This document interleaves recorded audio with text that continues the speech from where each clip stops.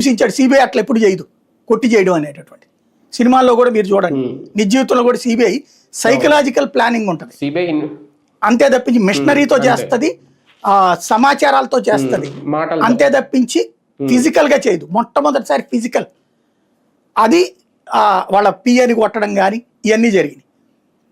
ఇదంతా చివరికి అవినాష్ని లోపలేయడానికి, జగన్ మీద కేసు పెట్టడానికని సుప్రీంకోర్టు దాకా వెళ్ళాడు ఆ రోజున.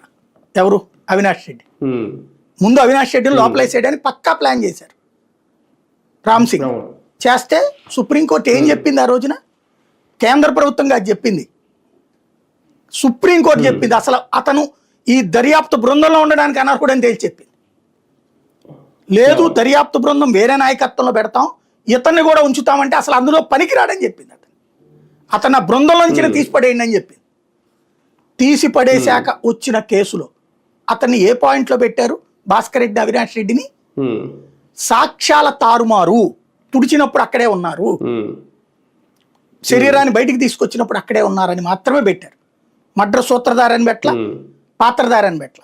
సాక్ష్యాల తారుమారులో నిందితులకి సహకరించారు, గంగిరెడ్డికి సహకరించారు అన్న కేసు పెట్టింది వాళ్ళ మీద. ఇప్పుడు అది ఆ రోజున మనం మాట్లాడినప్పుడు తప్పన్నారు. ఇప్పుడు వీళ్ళే చెప్తున్నారుగా సిట్టు కోరినట్టు చేయలేదని, సిట్టు వీళ్ళని వదిలేసిందని. అంటే ఏంటి? ఇప్పుడు మోడీ ప్రభుత్వం